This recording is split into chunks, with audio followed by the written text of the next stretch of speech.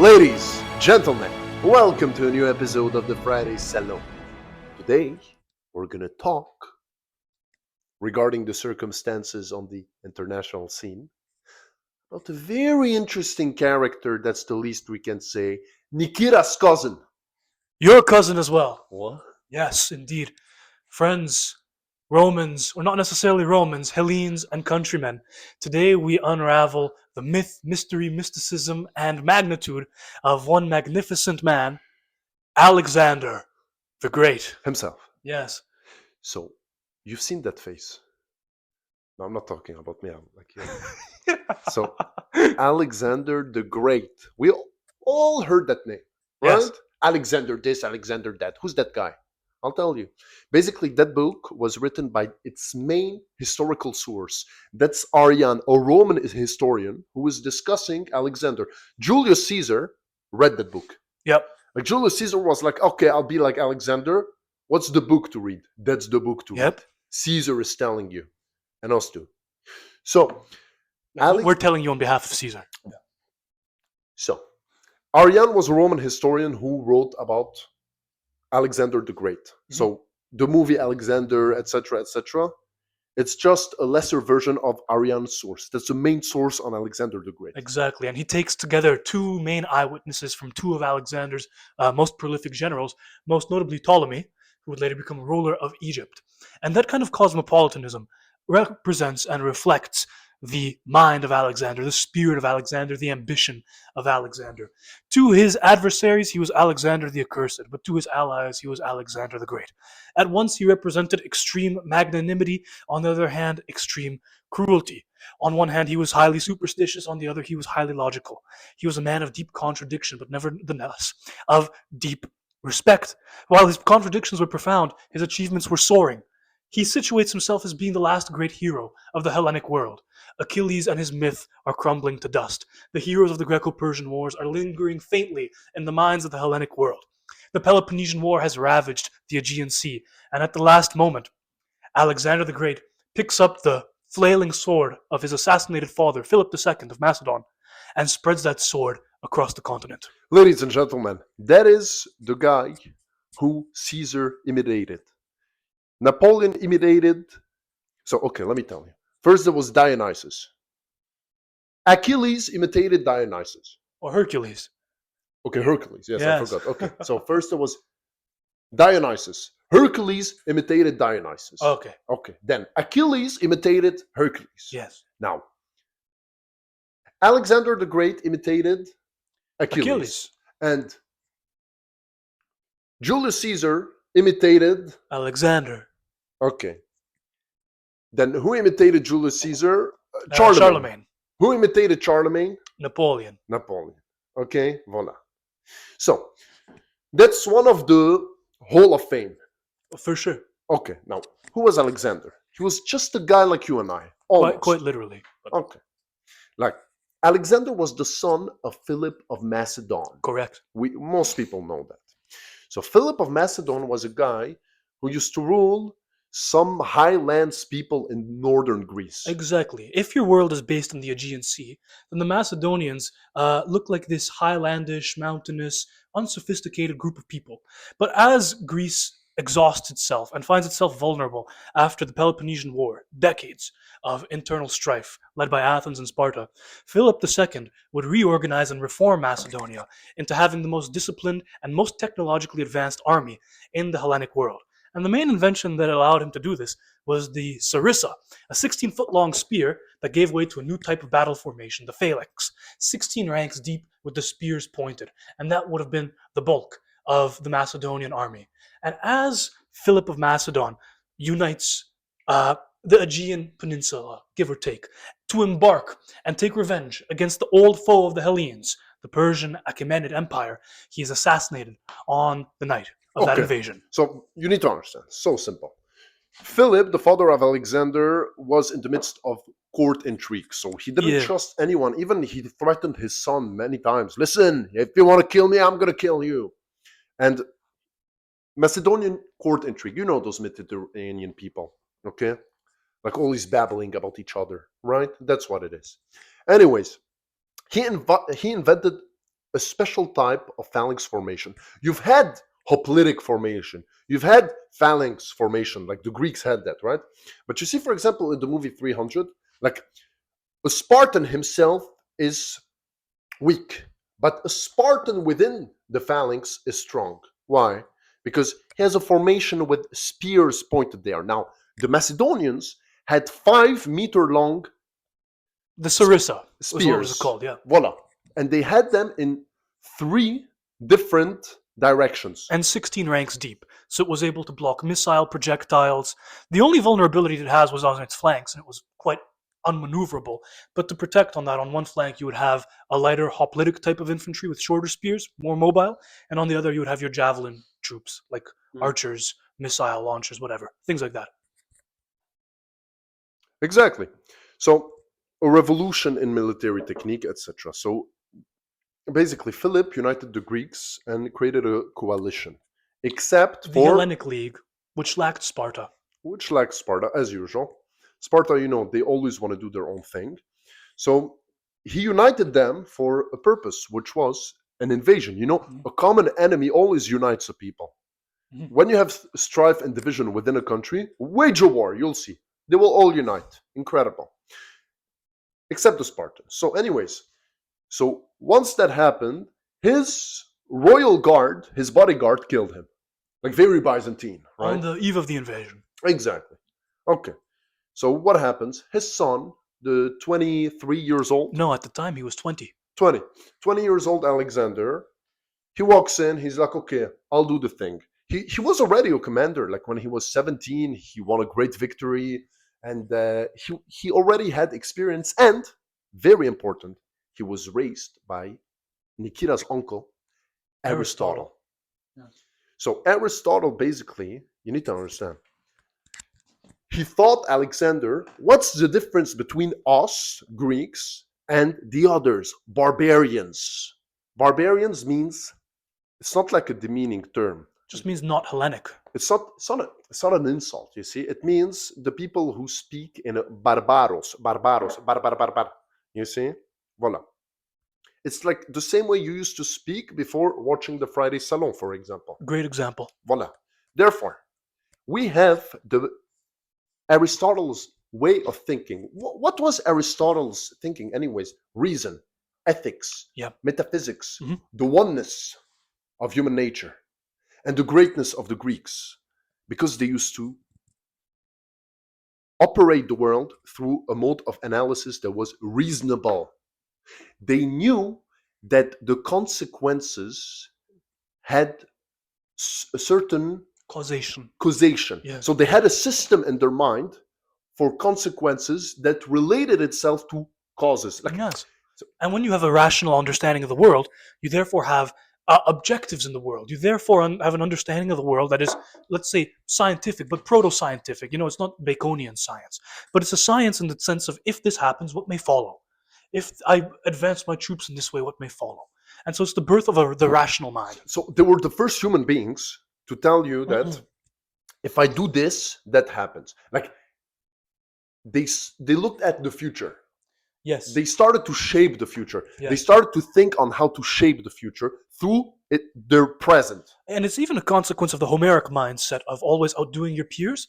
Each generation saw itself as needing to outdo its antecedents, its ancestors. And this gives rise to a, let's say, antique idea of progress, distinct from the Enlightenment idea of progress. Exactly. That the linear. Yes. That was different. Yes. That was like, we understand the cycles. Yes. We manage the cycles better than the other. We know that it isn't always rising. Yes. We know there are ups and downs, but we're going to outsmart our predecessors. We're going to be methodological about the cycle. Exactly.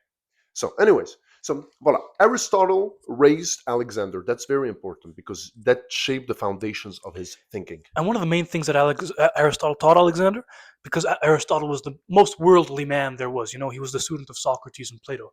Aristotle would tell Alexander about this myth of a vast sea on the other side of the world.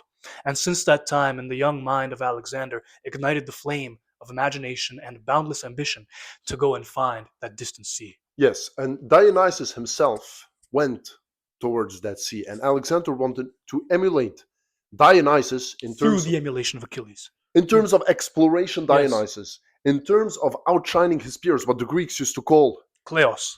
Yes. Kleos is a term in Greek that means basically not glory in the sense of today. Not glory in the sense of Arrogance. fame and whatever. Yeah. No, it was making sure our actions have an impact within time, Yes. basically. Therefore, Alexander, with that spiritual luggage in his mind, goes and takes it upon his shoulders to fulfill Philip's goal, ambition. Yes. Basically, they had no choice. You need to understand, anyways. Like, wanting or not wanting, the Persians were here. And when we say the Persians, it wasn't modern day Persia. No. It was The whole. Achaemenid Empire. Everything past the Hellespont, Exactly. which becomes an important part of Alexander's story. So basically, the whole Middle East. Yeah. Okay? So that's the difference now that you have between the Middle East and Europe. Mhm. Basically, Europe. Okay? So, first of all, Alexander. Well, he needs to put down some rebellions in his backyard. Yeah, of course. Of course. He needs to continue uniting the troops, whatever, the Greeks, the peninsula. Because, some people within the peninsula, they kept on fighting each other because they don't see the bigger picture. Well, that was like the nature of city-state warfare, the polis arrangement of the Greeks, which is different, which is reflective also of their fierce individuality, which is a defining factor of the Western Hellenic mentality, as opposed to the satrapy system in the Persian Achaemenid Empire, which is like a broader geographical unit. The key moment in which Alexander really unifies the Aegean area is the siege of Thebes. Thebes was a kind of it was a city of extreme repute, one of the great polities of the antique world, and comparable in the modern day to a major European capital. And after a gruesome and long enduring siege, he finally makes the city succumb. And he employs some extreme brutality. He puts on a deep show of force, which to this day is highly analyzed and scrutinized by historians. But ultimately, at the end of the day, that is a moment in which Alexander was able to put his might and his brutality on display in such a way that he was able to rally into submission the rest of the Aegean Sea. So he tamed the Greeks into unity. Because listen, some of them, they didn't even see the threat of the Persians. Like, when the Persians were coming, all of them would have disappeared, right? So some of them were fighting each other for nothing, for trivialities. Anyways, Alexander unites them. Then the first thing he does to conquer Persia is he understands perfectly, as Nikita's friend, Alfred Tyre, Mahan. Yes. West Point. Okay, so Alfred Mayhem basically was a naval officer at West Point. Naval war scientist, yep. Okay, basically, he talked about the theory of the heartland. Of the heart of sea warfare. Sea warfare. He writes the influence of sea power upon history. Okay, so it's very important. When you control the sea, you control the land. Okay, basically. Okay, because you control the trade, and if you control the trade, you control the heartland. You can suffocate the mainland through denial of resources. You can suffocate them. Yeah. That's why, for example, nowadays the Strait of Hormuz is so important. For example. Okay? Because if you control that area, you can suffocate the mainland. Anyways. And this was a time where this understanding of economics was a lot more crude and simplistic than it is today, Nowadays you have options, derivatives, calls, puts, betting on shrimp futures in Nigeria, whatever the heck. Whereas back in that day, economy was something a lot more tangible. You could feel it. Geographical. Yeah, you could feel it when there was a grain shortage. You could feel it when the water supply was out. You could feel it when the iron mines weren't outputting as much ore as they used to, right? And so by strangulation of resources, you can make it so that the mainland, the heartland, is less able to resist, is more exhausted, more starved, more unwilling, unmotivated. So, Alexander wanted first of all to suffocate the navy. What did he do? He went on towards Tyre. His goal was Tyre. Why? Because the Phoenicians, had great ships, fleets. Yeah, these were the preeminent naval masterminds of the time. Okay, so they were the best at seafaring, shipbuilding. And the Persians controlled the shipbuilding.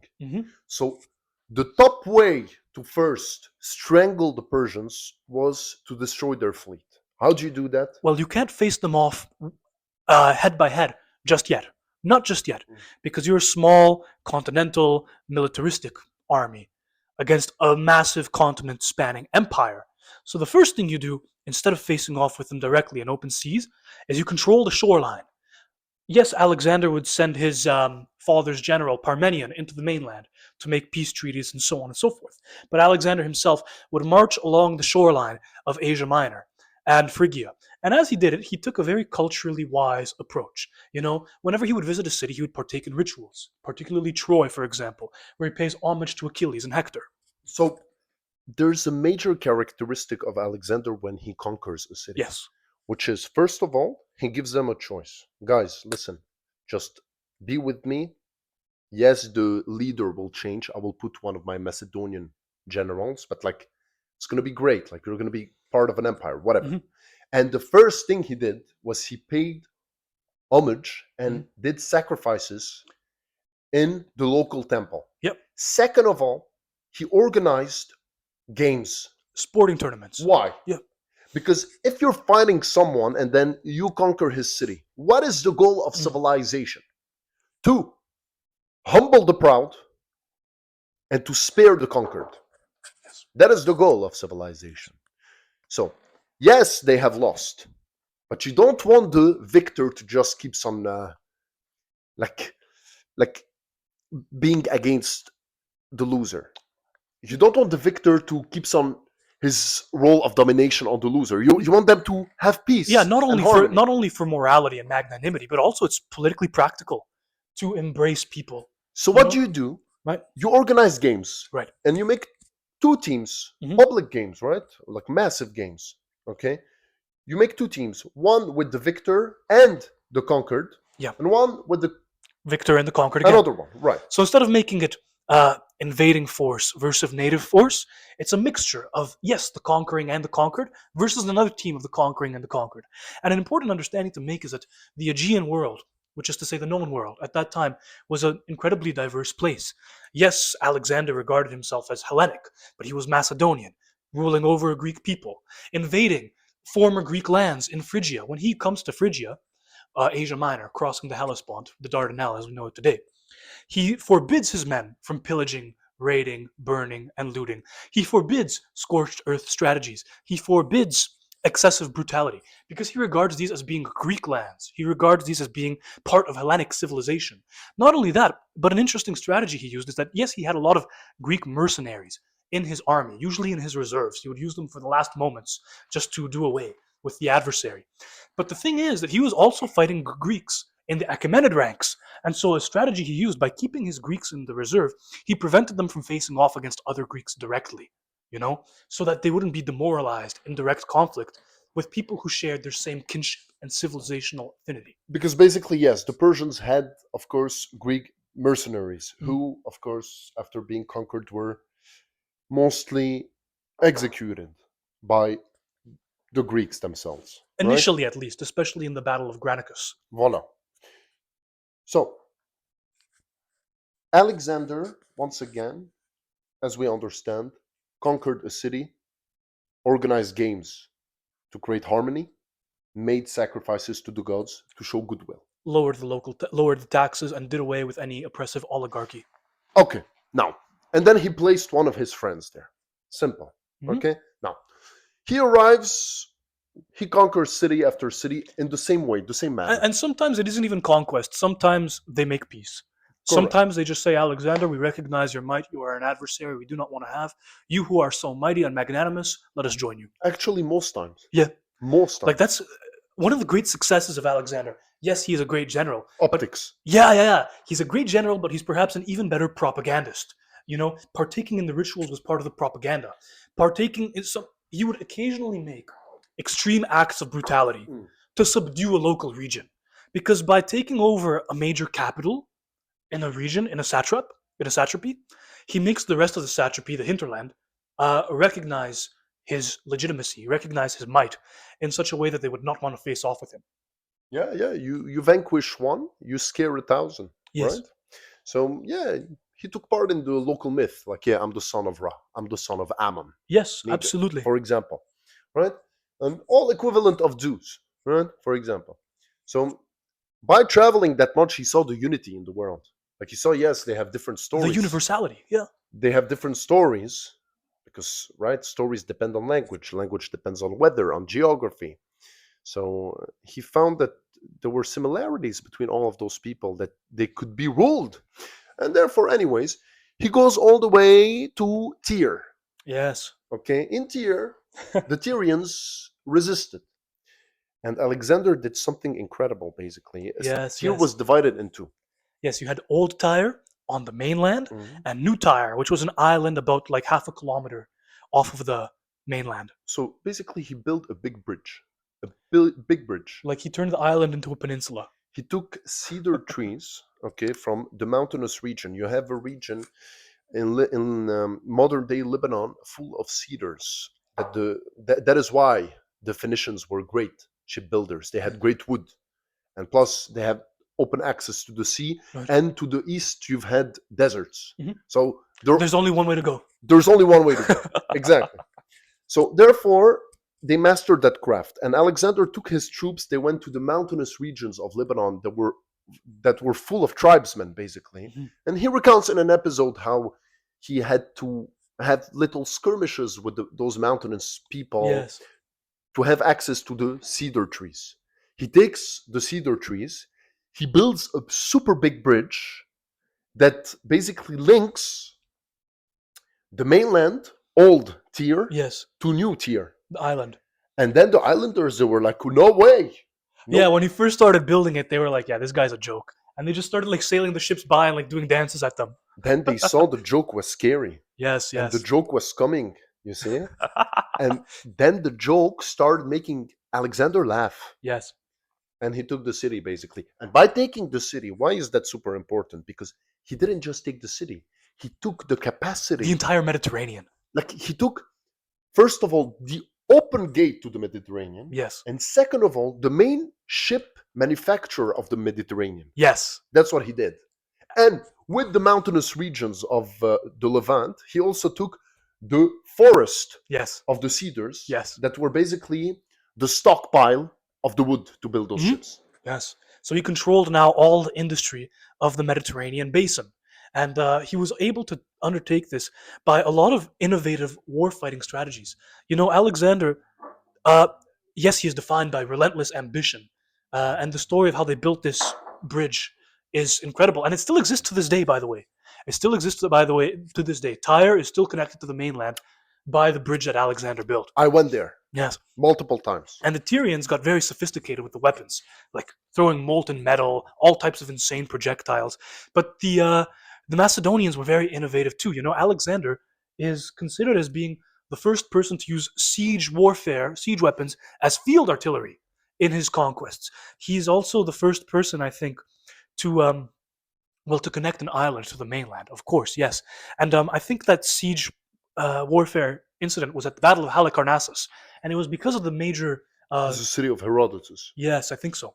And because he was able to acquire all the gold in that city, he was able to participate with the Phoenicians, who at the last moment provided some much needed naval support in the Battle of Tyre and ultimately subduing the city. Beautiful, beautiful. So basically, ladies and gentlemen, Alexander took the city of Tyre.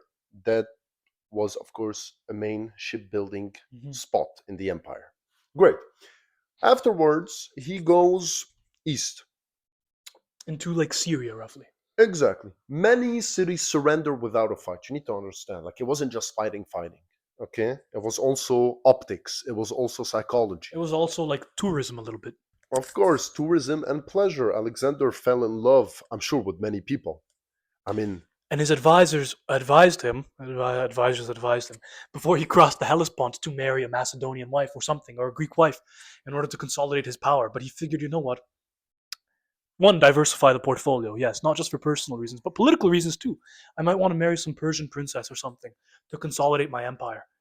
Oh, no, like, we can tell you, like, he spread his seed. He did it. He really spread Hellenic culture. Yes. In more ways than one. Yes, like, I mean, we come from the region. Look at us. right?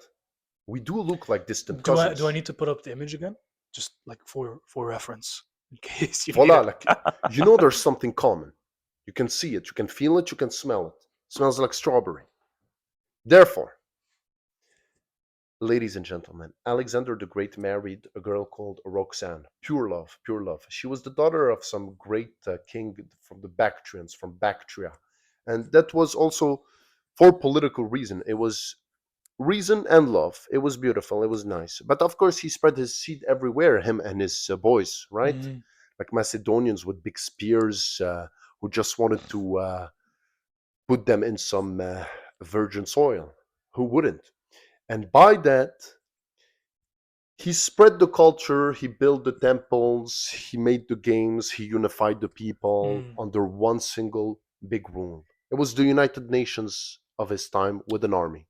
Yes, yes, nicely said. Yes, and of course, the kings who were loyal, who were great, who had a good reputation, he kept in place, but with always putting one of his Mm. boys as a super king Yeah, upon yeah. them. We should probably talk about the Battle of Issus, which is the first direct confrontation between Alexander and Darius III, where that clash between that reincarnation, that rehashing of the Greco-Persian Wars really takes its truest form at the Battle of Issus between some mountains and so on. This was going quite poorly for the Macedonians until some last-minute heroism. Alexander pierces through the lines. There's a gap in the Persian formation, and Alexander rushes towards it, and Darius famously flees in a moment that has been immortalized in a fresco. And there's a lot of historical contention about Yes, the that's the the one, the basically. relation That's the only known picture of Alexander the Alexander Fresco, chasing off yes. Darius. Yes. And there's a lot of historical contention. We're reading and we're basing most of our analysis off of uh, the writings of Arian. But there's another Roman historian who looked at this question too, Quintius Rufus. The main Arian is preferred by historians, and the main distinction and reason why is that, well, first of all, Arian had two historical witnesses, Ptolemy and the other general. Arian had a greater sophistication about military science and the actual practice of warfare, was more accurate. And Rufus, on the other hand, Quintius Rufus, focuses a bit more on the psychological aspects of Alexander rather than the actual battle strategy and formation of the history. Just like Plutarch, Yes. parallel lives, right? Mhm. Psychological personality. Exactly, exactly. And I guess the two of them together do make a very clear and more flushed out picture of who actually was Alexander the Great. But this kind of moment, Alexander uses it as some type of propaganda, if not perhaps directly, then at least by consequence. Whereas the Macedonians are depicted as very rugged, disciplined, and militaristic, the Persians are represented by the escape of Darius as being somehow decadent. Yes, basically. You Persians who have subdued yourself into the pleasures of that world, who are full of Mm. perfumes, of long robes, who eat spiced food. Mm. Ibn Khaldun talked about that too, Yeah, how right? spiced food is a luxury. It's a luxury, right? It's seen as effeminate, okay? And basically, it's all about the diet. It's all about the luxuries. You see, it's all about hard times create strong men. Blah blah blah. Right? We know that song. And what was the main difference, basically, between the Macedonians and the Persians? Mm. You need to understand that. Very important. Why was Alexander so daring that he's just saw an opening in the cavalry of the imperial cavalry Which of is to say, the Darius very best of the best. that he simply went full in? Why? Because you need to know that the Macedonians were all cousins. They were basically clansmen, tribes. Okay, Alexander was the cousin of his generals. Okay, the Persians were multinational, meaning you've had the Bactrians, you've had the Medes, you've had the Armenians. Indians, Syrians, Mesopotamians, Indus Valley people. Those were the Persians that we're Yes. talking about. We're talking about the whole East. The Achaemenid Empire. Okay, so if the basically they were outnumbered, of course, yes, but that is a battle, as all historical battles are, a battle of quality against quantity, Hmm. and on the long run it is quality that always wins. Yes, You see? the disciplined and fiercely individualistic um, Hellenic man versus the luxurious and decadent Oriental man, let's that say, that thinks that he can win through numbers, or win through spending, through win spending. through his vast treasury, Exactly. Right? And as opposed to winning through his virtue and his talent. beautiful. Exactly. Exactly. Well, courage never goes out of touch. Yeah, and courage is always stylish. Alexander was the cousin of all of his generals, meaning if he dies, there's another who will take his place. There will be a bit of infighting, of course, but you see, like they've had that solidarity that was mechanical, not organical, meaning an organic solidarity is imposed by the state. Okay? Like the Bactrians feel solidarity with the Armenians and the Mesopotamians because Darius is here. Yep. So if Darius flees the battlefield, they will just divide. Hmm. Simple. And that might even partially explain why Alexander was usually so welcomed in a lot of the cities that he visited. He was regarded as a liberator, most notably in Egypt, because Egypt was a very proud civilization. You know, it's the civilization of the pharaohs, of the Nile, the pyramids, the Sphinx, great achievements in science, culture, architecture, and technology, who had always fought off against foreign imperial rule, usually from a large Eastern continental, in this case, Achaemenid empire. And so Alexander would often be welcomed as a liberator, as someone of immense virtue and magnanimity. It's like the guy you want to be friends with, as opposed to the guy you want to be beefing with. Very interesting. So basically, Alexander would win those battles. Darius would flee, leaving his three children and his wife, Very important. who will be Yes. treated fairly by Alexander, With of the course. utmost care and respect. And as a result, Darius would always offer these peace treaties and these peace incitations to Alexander. Yeah, marry With my daughter, take yeah, half of the empire. yeah, exactly. Take half of the empire, get tons and tons and tons of gold, marry my daughter. Thank you for being so caring with my family. It's a very similar bargain that Xerxes offers to Leonidas in Earth and the water. yes, in the Greco-Persian wars. He says, "I will make you warlord of all of Greece. You will carry my battle standard into the heart of Europe." And they deny it. They deny it because the Hellenic man does not have an affinity to materiality No, basically for him, what is more important than money, than resources, everything is his individuality. and kleos. You It's not see? it's not by immense riches that you conduct a meaningful life. It is by the reverberation of your deeds in the hearts and minds of the public for centuries to come that you live a great life. In a city called Gorgian, Alexander will, of course, see the Gorgian knot, the famous Gorgian knot. As the legend says, the one who basically finds the riddle to that knot would rule The Asia. whole world, yes. Yes, voila, like would link Asia to Europe, the east to the west. Which is a beautiful metaphor for the complexity of these diverse cultures. So Alexander would just take his sword and cut it. Mhm. Anyways, very important part, like mythically speaking. Right? Because that was Gordium was the city of King Midas, and the myth alleges that King Midas himself tied that knot. Midas, who had the golden touch, Huh. right?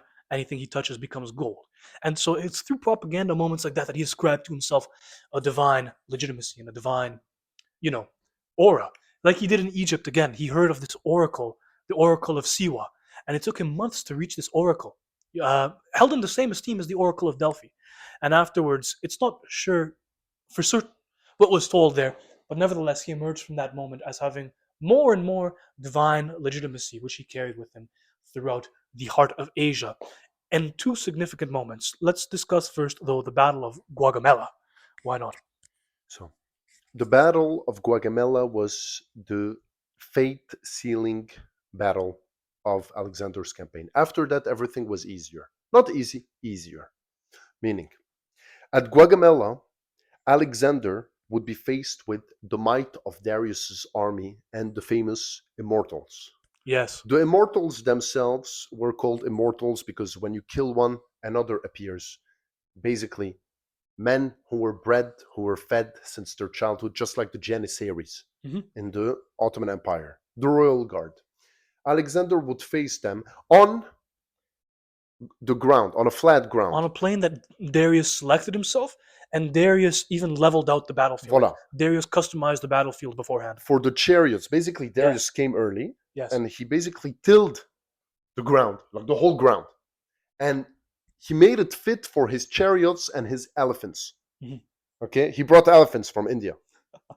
So Alexander is there, and very simple, very simple. You can see that they were vastly outnumbered. Darius at the time had like 80 to 90,000 people. Well, that's what the modern historians say. It's between 80 to 100,000. Arion says it's something like a million, which, it's a bit historionic. But it goes to show, like, the immense. I mean, it amplifies the literary and dramatic quality of Alexander's campaign and drives even further home the point of a vast continental Oriental army versus the highly specialized, disciplined, and individualistic Hellenic armies. It was Armageddon. You need to understand. It was More or less. Armageddon. It was the revelation time. Yes, Okay, but the Macedonians were like what?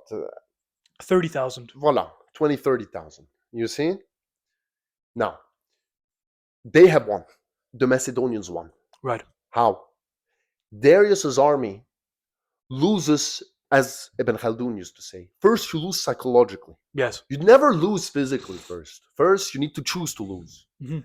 And when a system that looks magnanimous, that looks fair, that is treating the conquered Yes. fairly, Yes. because you need to understand that they are used to kneel.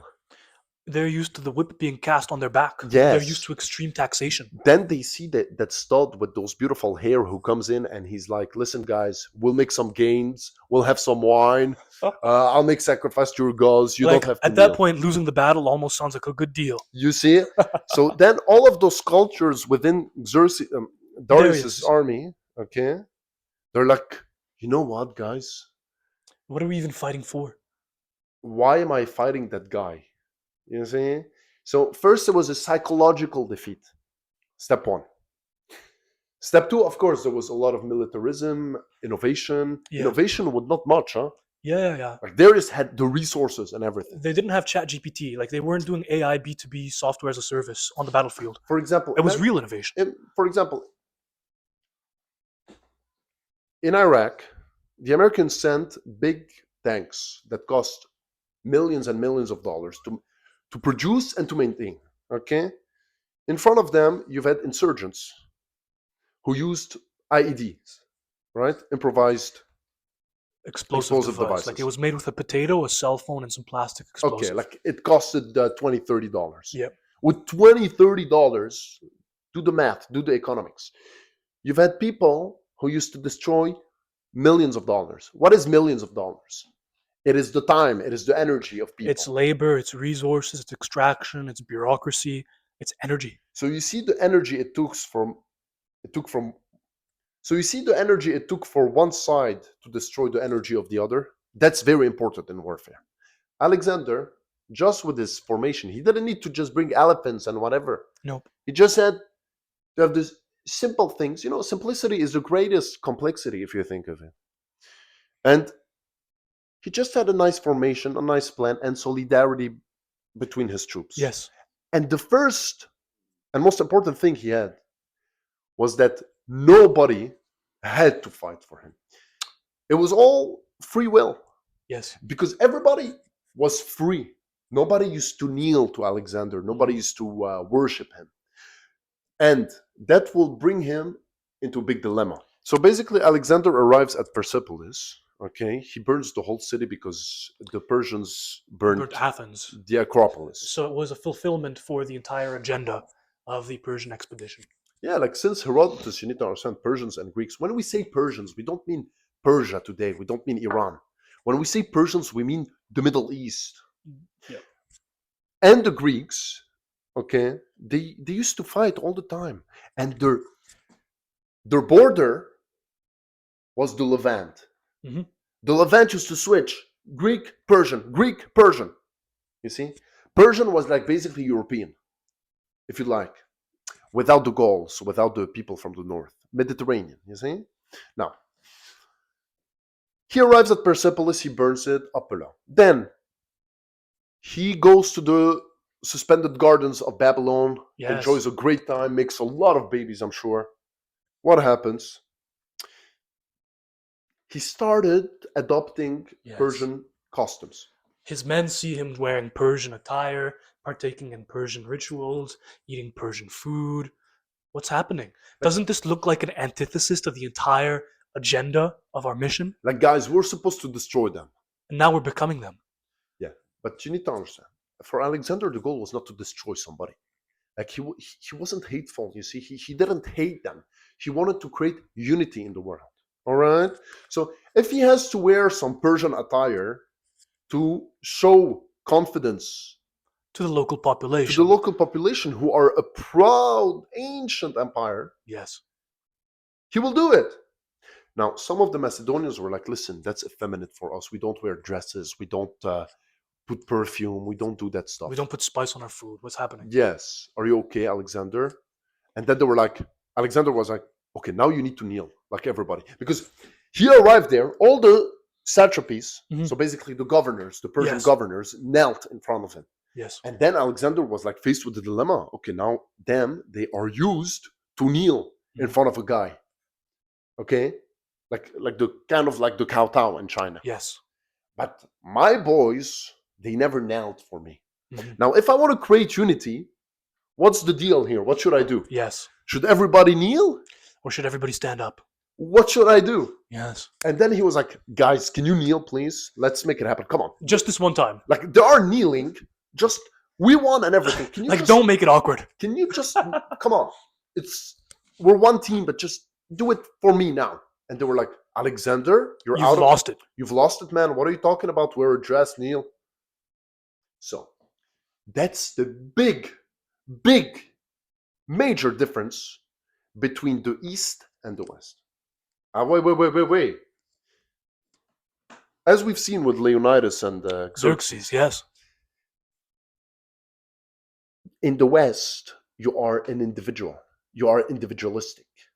And you are only okay to fight in a group to protect your individuality. Yes, that's why you go to war, to protect your individuality. Yeah, like you go to war to protect you as a person. You don't go to work to protect some guy who thinks he's a king or something, like a god or something. Actually, the king is only, just like Agamemnon, the first of many. Yeah. He's not divine. No, he's not divine. He's just a guy with a lot of resources. Like, he's like a CEO. You don't worship the CEO, but you know he's the boss. Yep. Yeah, right? You know he's the boss, but you're not going to go and kneel in front of him, right? Well, in the East, it's not like that. In the East, the CEO, if you like, is divine. Is godlike, divine. majestic. He's the image of God. So that's a big problem for the Greeks. Because for the Greeks, you worship God. You worship the temple. You don't worship a man. Yeah, like Caesar and Christ are separated. Voila. And therefore, here cleavages started to appear. Wait. And Alexander, in a fit of fury, would kill his friend. Yes. He had a friend who basically saved him at the Battle of Issus. Right?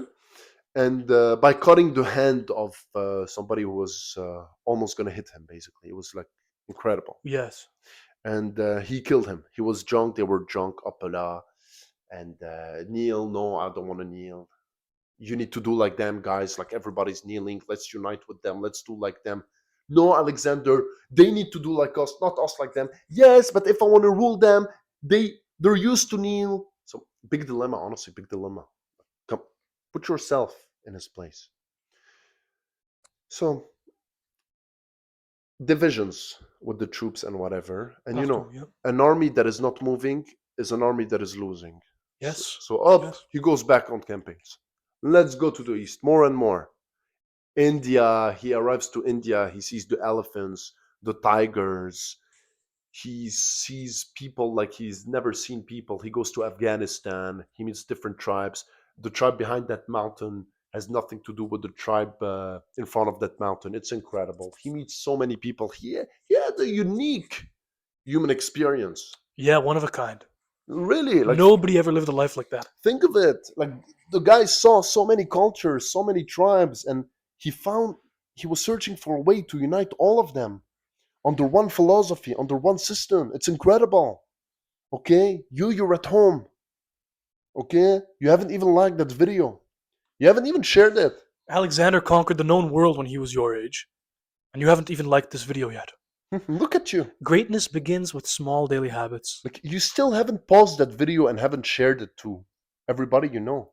And worse yet, you haven't financed us through the link in our description. Rethink the purpose of your life. Anyways, he arrives in India. Okay, Afghanistan was his huckleberry. They were so divided, but they were fierce. They were mountainous. Mountainous people are fierce. Like, the Macedonians know about that. They are mountainous people. And the mountainous people, what they have is they have like an elevation of mind. Why? Because when you live on a flat earth, equality reigns. Yep. Geographically, at least in your mind. Yes. But when you live on a mountain and then you come down, you're like, who are you people who live down the mountain? I live above. It's a recurring theme in mythology. Zarathustra's story, of course.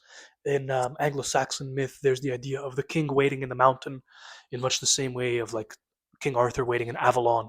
It's that type of idea. That proximity to the heavens. That isolation from bourgeoisification. Yeah, like, you don't see Zeus on a Yes, flat earth. exactly. He's on a mountain, okay? Voila. So those people, psychologically, they think they're above others because geographically they are. And the rugged lifestyle makes them more physical, more fit, more healthy. Exactly. Like, you have the Gurkhas Yep. in Nepal, who are the king's guard. The Gurkhas are basically super soldiers from Nepal. They're physically small, but they are fierce, courageous, and in an extremely good health because of their environment. That's an example. So Alexander tamed those mountainous people and basically created a unity and whatever. And that's what it is. Then he arrives at the famous city of the Opis mutiny. Yes. At the Opis, basically, his boys were like, Alexander, like, They were fed up at this point. where are you taking us, man? We have seen our families for what, 15 years? At this point, actually, like Eight. the moment that declenched the whole thing was Alexander ordered his veterans to head home. Alexander, his more crippled veterans, his veterans that were beyond the point of being able to partake in the battle anymore. He said, "Gentlemen, it was an honor serving with you. Go home to your wives, go home to your families, enjoy yourselves. This victory is ours." And they, because remember, we're talking about Macedonian, Hellenic people, fierce individualism, deep sense of honor. They took it as an insult to their honor. They said, "How dare you?" And so a big portion of his army mutinied against him. And then He killed gives- them, Some of them, yes, he did. like the leaders. Yes, the leaders of the rebellion sliced down. Remember, exactly. What a day. And he looks at them and he's like, now that I have asked to some veterans who have served with us for years and years, who have not spared toil, blood, sweat, and who have given their soul for me, my campaign, your projects, look at my body. There isn't a place that wasn't hit. There is no wound you have that I don't. There is no weapon that has not struck my skin. I eat what you eat. I share in the same riches that you do. I drink what you drink. I suffer what you suffer. The only thing I have for myself is that piece of cloth that is only made for me to serve your wealth, your glory, and your fame. No man who had ever fought by my side, by coercion, by guilt, or by shame or intimidation. If you have scars, strip naked and show them to me, and I will shall show you mine. And now that I have asked some of you who have fought with valor and glory to go head home to reap the fruits of their sacrifices, you want all to go.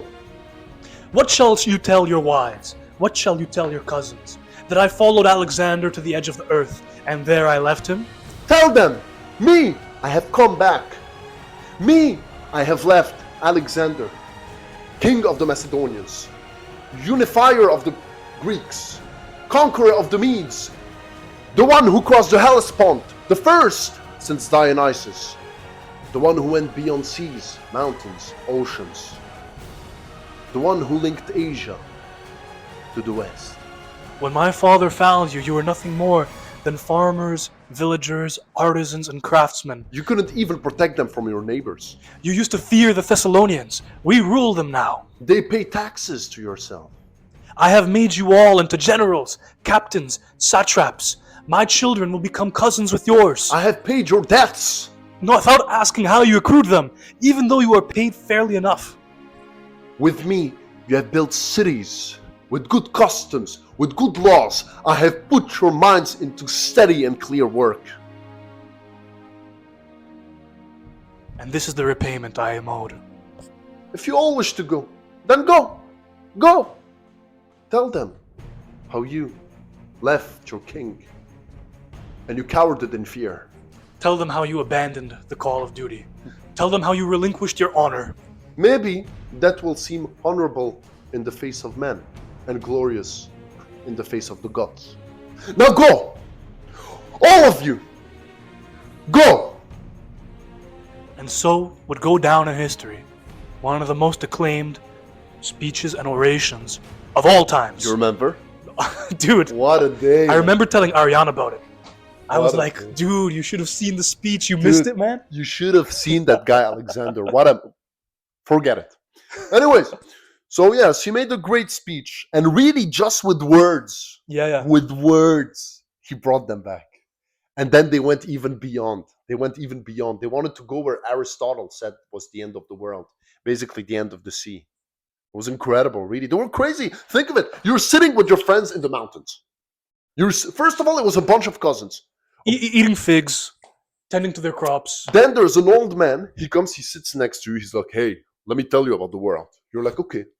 You listen to the guy. Ever heard of Socrates? Yeah, that's the teacher of my teacher. You don't get it. He listens to the guys. Then the guy goes to his cousins. He's like, hey, when we grow up, we're going to take spears. Listen, I'll tell you what. You stand behind him. You put the spear like that. The other guy like that. And we're going to go take the planet. Trust me, man. Okay? It's going to work this time. Voila. Okay? White monster, Zins, we make it happen. That's how it went. Yep. It's incredible. Okay? Look at you. You're afraid to give us $1,000. Such cowardice could never cross the continent. Listen. When Alexander was your age, he used to throw money at historians. You can't even throw pennies at the Friday Salon. Have you even liked that video yet? Time's a ticking, guys. Okay. Okay. No one will remember your name. I'm just saying. Anyways, so ladies and gentlemen, that was Alexander the Great. Of course, then he came back. He died. There was that, yeah. Like his empire was divided. Like they asked him, Alexander, who's gonna rule? And he was like, the bravest. Like whatever, guys. Like whatever. After me, I don't know. Figure it out. Voila. And what happens? The whole empire got divided in three. Okay, Ptolemy was in Egypt, and hence Cleopatra was a descendant Of Ptolemy. of Yes. Alexander. Alexander's general. Yes. Cleopatra, yes, she was Macedonian. True story. It's incredible. And Caesar, that's like, you need to understand. You think Caesar was just in love with her like that? No, he saw Alexander in her. There you go. Okay. You think he crossed the Nile just like that? No. Caesar wanted that Macedonian milk. To put it one way, yes. Voila. And at the east, you've had the Seleucid. I don't know, to be honest. Yes. So voila, ladies and gentlemen, that was Alexander the Great, and that was a great video, of course. And you know, an immensely complex man, yeah, that's for sure. I think, when I think of Alexander, I think he's the last of the great Greek heroes. After this point, there's no great Hellenic hero. All the heroism that would follow in antiquity would be taken up by the Romans, right? He combines, yes, the virtue of Achilles, but he combines it with the vision of Agamemnon. He's the reconciliation of virtue in the classical sense and bureaucratic modernization. You know, he is not necessarily the Nietzschean Übermensch, because he doesn't wipe away the horizon, and he doesn't reinvent values. Instead, he takes the existing Hellenic code of conduct and spreads its horizon to the edge of the known world. That makes him, I would say, not the Nietzschean Übermensch and not necessarily Hmm.